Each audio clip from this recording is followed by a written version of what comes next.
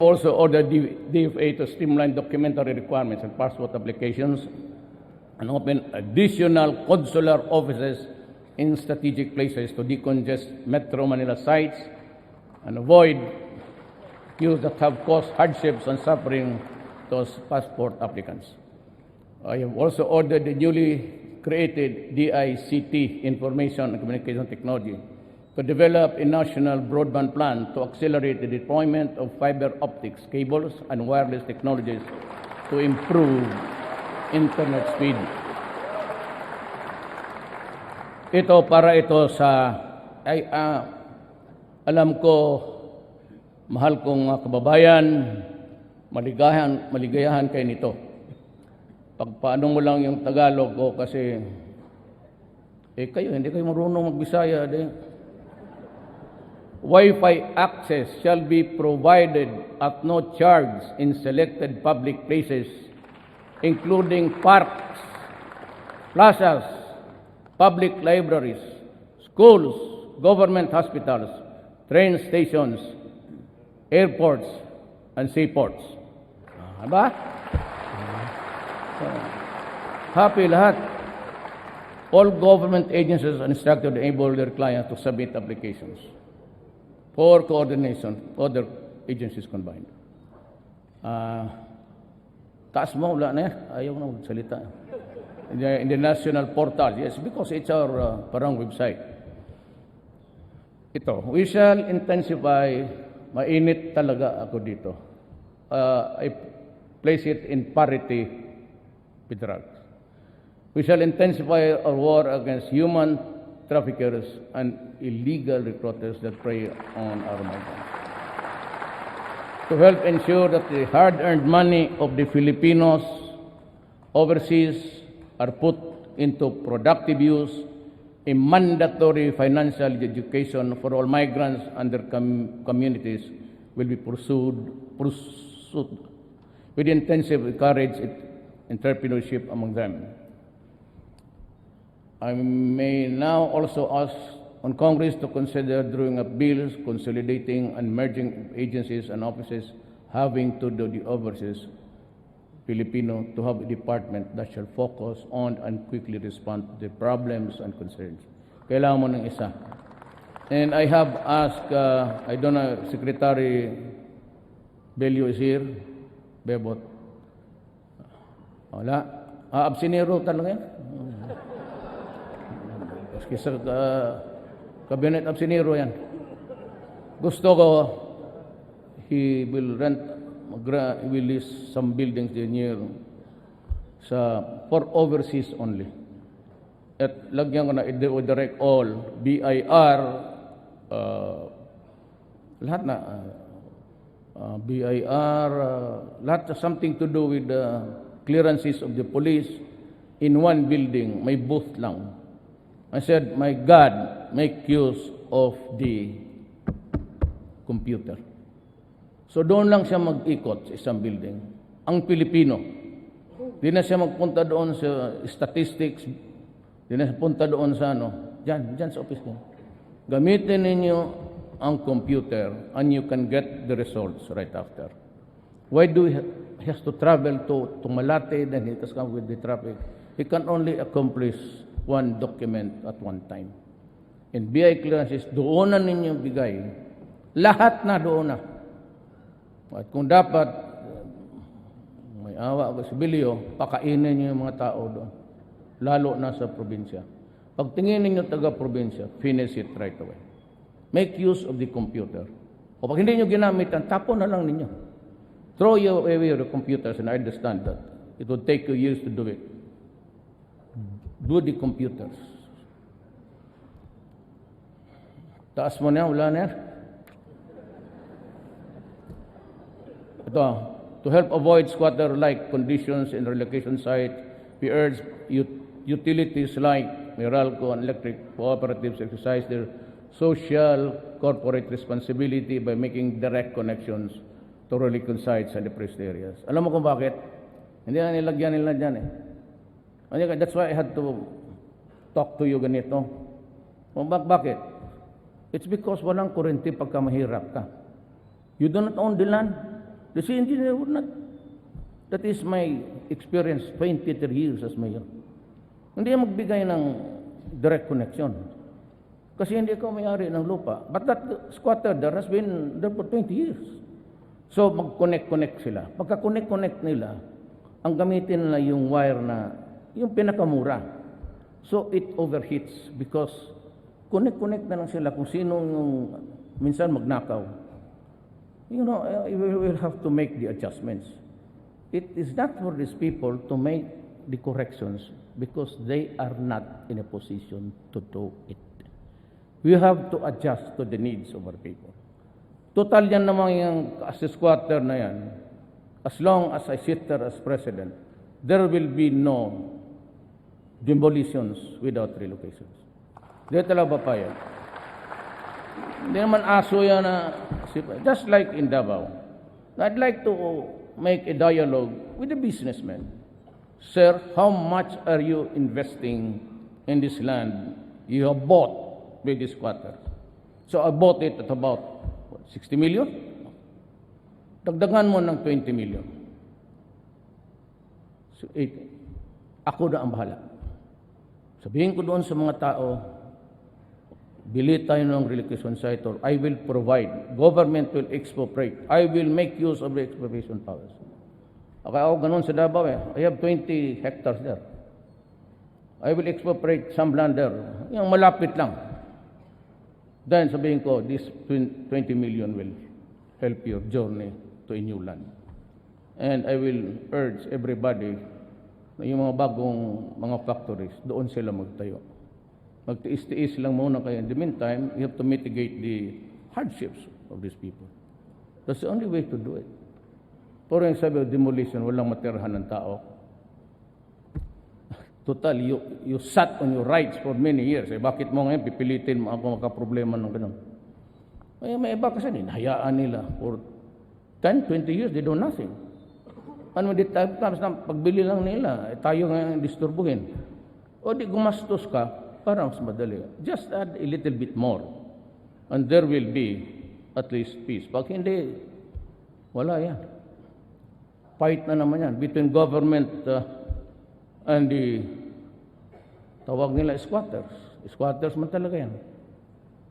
Masasaktan lang, mamatay for no reason at all. Kung mayaman ka, bigyan mo naman ng kunting provide a relocation, and I'd be glad to talk to the people and say, go, it is not yours.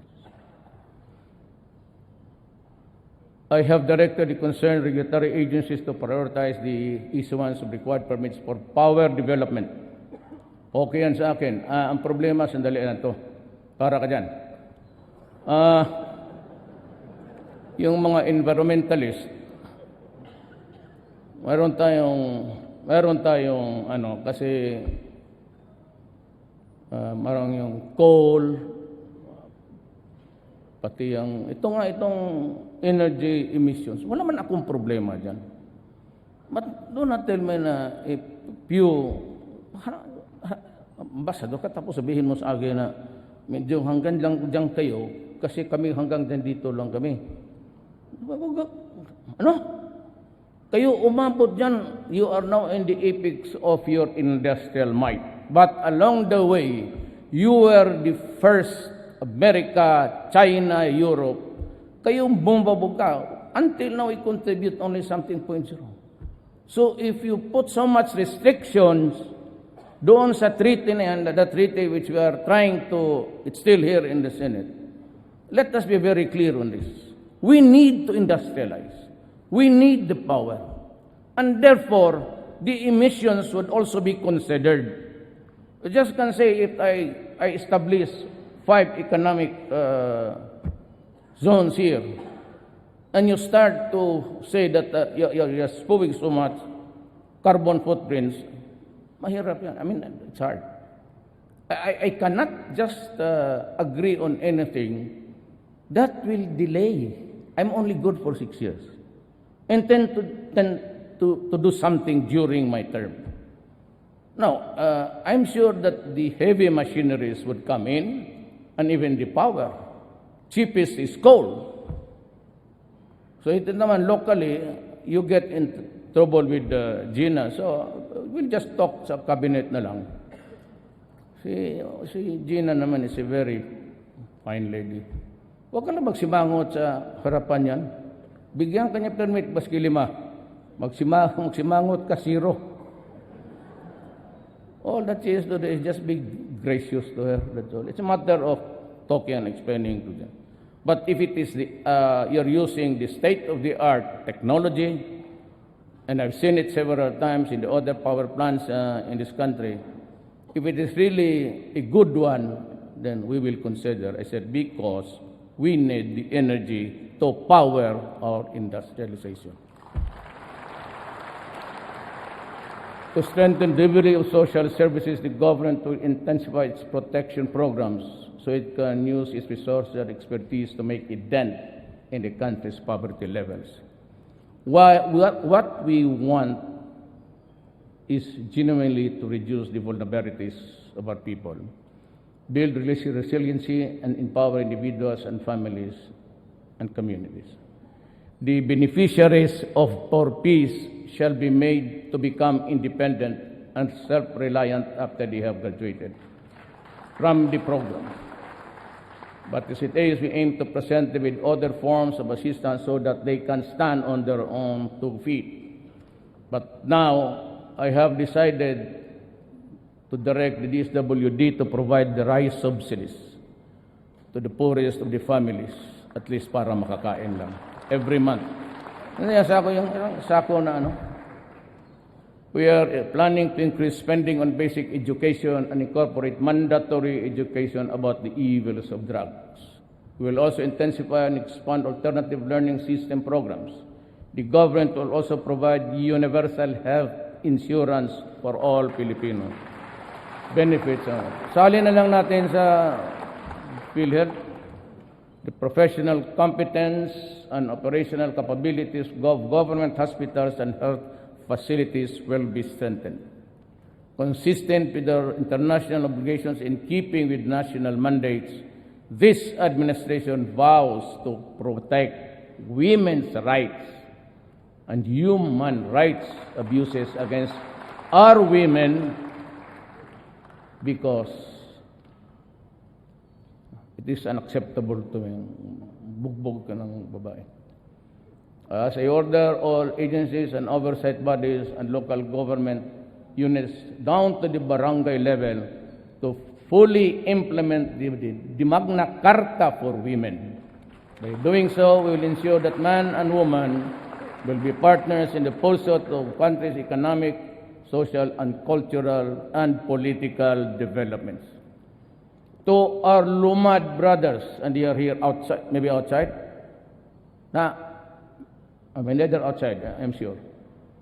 I told the secretary just to let them come if they want.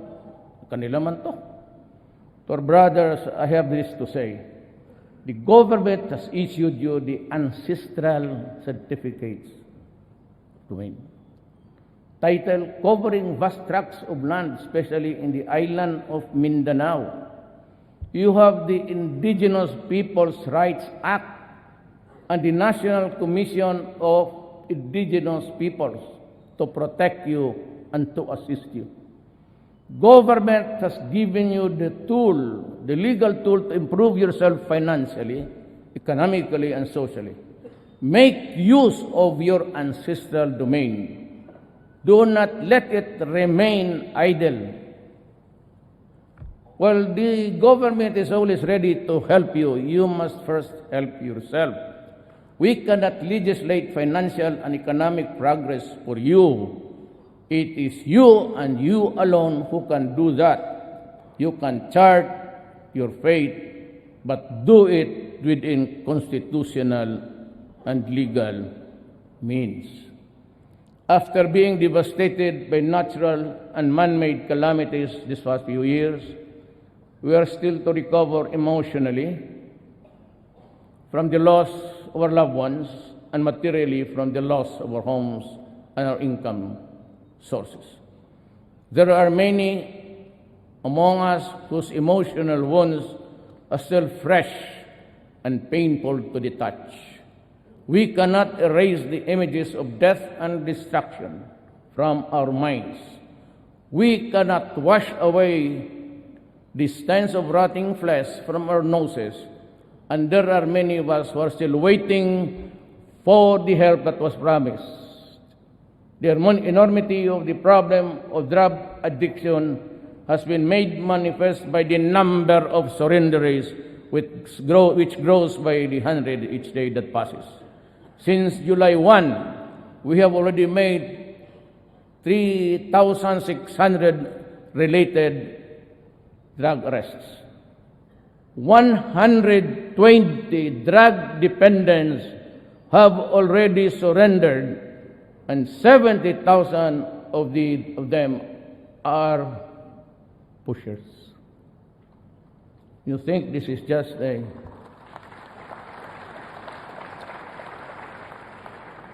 It would take the entire resources of this government to fight this war. I have nothing but the interest of my country. But in its wake,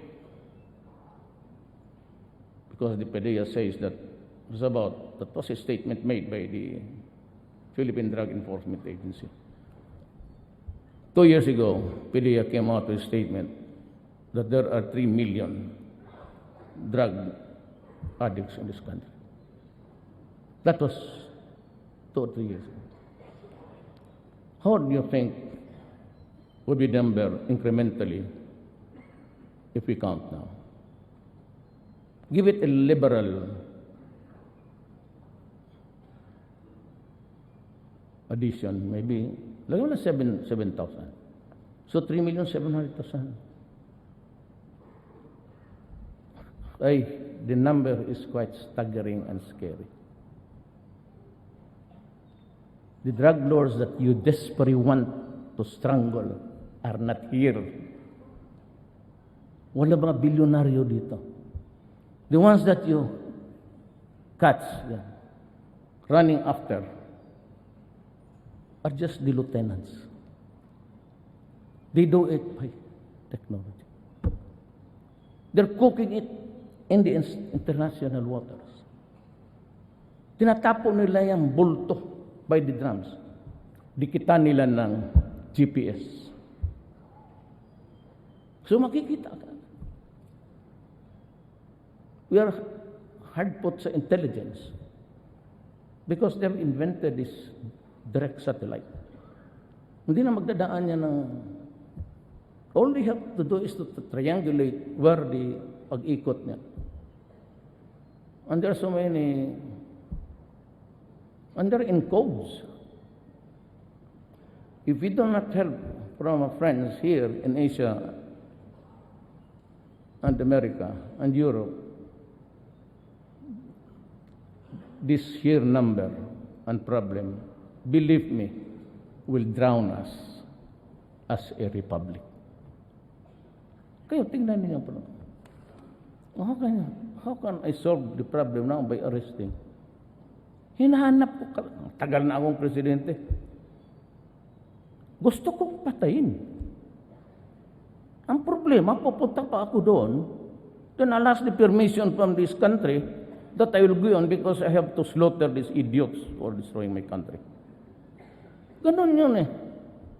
Hindi lang kasi natin, ayaw pa naman bitawan kasi ayaw naman kasi ng military pati police. But you know, I said, I'll be talking in front of the Republic to its representatives, to the people. So I have to tell you, how do we solve this problem? Tell me. Ako naman okay lang eh. Make it public, fine. Make it confidential. If you go to me or go to you, to your house, okay. But that is really the enormity of the problem. It's so enormous that you are intimidated even just to make a move. Because you know you cannot stop it anyway. Mabunggo mo isa ditong hinulog sa dagat, marami naman nagluluto doon. It's a free for all enterprise for the criminals at this time. Kung ako, if I had just the plan, I couldn't have. Sabi ko sa military, pag nakita ninyo, pasabugin mo na. Baski nag-surrender yan may white, white flag. Panggira lang yan, hindi yan pang kriminal. Pasabugin mo. Show no mercy to them because they are not doing any mercy to us anyway. Bakit ako yan ang problema. But we should not despair. Like someone wrote, it is when the night is darkness that dawn breaks. We are imbued with resiliency that has been tested and proven. More difficult times as in the past. We have a bond to act together. We have to help each other, for then and only then can we truly prevail. And the Filipino, disciplined, informed, involved, shall rise from the rubbles of sorrow and pain, so that all the mirrors in the world will reflect the face of a passion that will change this land. Daghang salamat.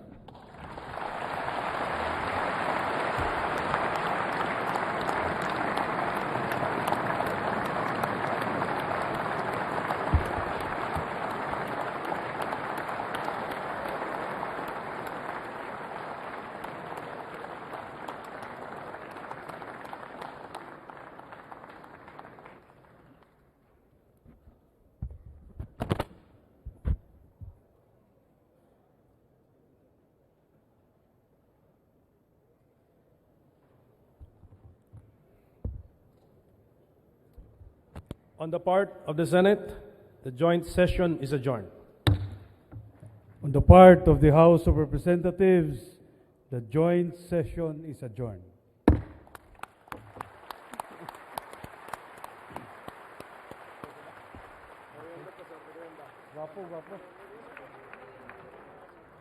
Hello, yeah. Narinig ko.